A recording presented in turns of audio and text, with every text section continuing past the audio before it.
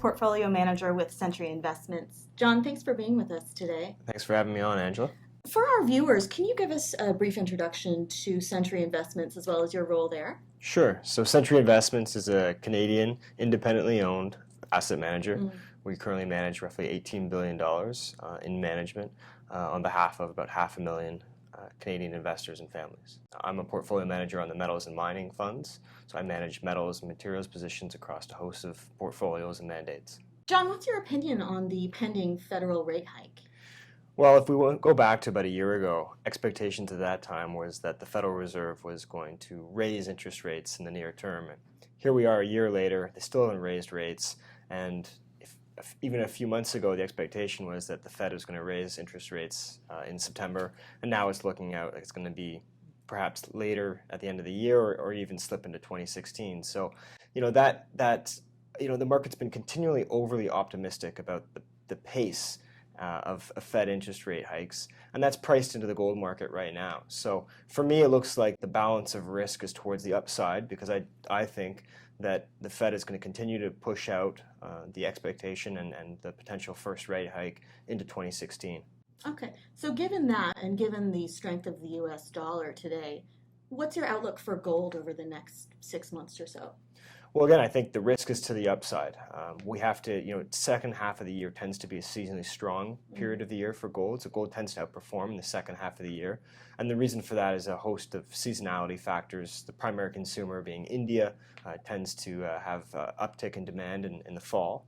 So that's one reason why gold, should be stronger throughout the back half of the year.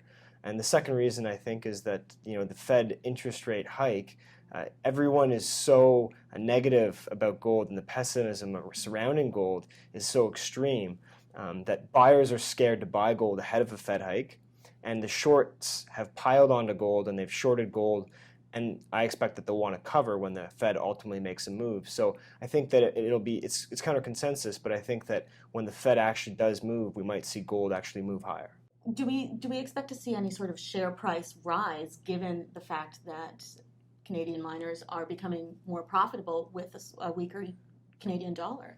It's an excellent point, and I don't think a lot of people have really picked up on that.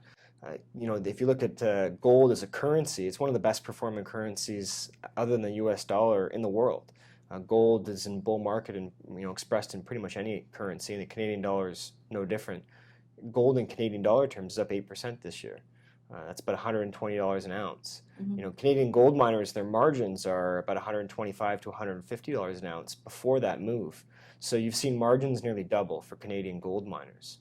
And if you look at their share prices, they've outperformed, but certainly not, the outperformance isn't reflective of a doubling of their margins. So that's been a theme with our precious metals growth fund at Sentry. We've been overweight Canadian miners for the last few years. Our weighting's currently at 30%, and I expect the outperformance of Canadian gold miners to continue into the future, given the strong margin expansion we're seeing. Jon, what are some of the companies that you like today, and why is that? Typically, we focus on mid to small cap producers, so companies that are generating cash flow and profits versus companies that just have deposits that they're trying to put into development. Canadian producers have the positive foreign exchange working for them right now. So names like Kirkland Lake Gold, Lakeshore Gold are names that we are invested in at the moment. I see good prospects for. In the case of Kirkland Lake Gold, you've got cost optimization that they've done and mine optimization as far as they've focused on mining the best grades and cut costs. Lakeshore Gold's also cut costs, but different from Kirkland Lake. One of the interesting stories behind Lakeshore is exploration. They've made some interesting exploration discoveries to the south of their mine, and those look like they could be material and relevant to the value of the ore body that they're currently mining. So there's a return driver in Lakeshore that comes from wealth creation that's pretty unique. Any tips for investors these days who are holding precious metals in their portfolio, especially given the way that the market's treated them over the past few years? The trick is to target whatever weight you want to have in gold. Something between 5 to 10% seems to be where most people target, pension funds, individual investors, and it's to mechanically rebalance to that level. If you invest in gold emotionally, you're going to end up buying at the top and selling at the bottom. Investors need to target a weight, rebalance mechanically, And I think that's the way to have gold in your portfolio.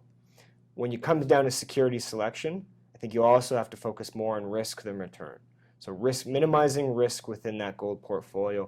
And that's something that we focus on with the Sentry Precious Metals Growth Fund.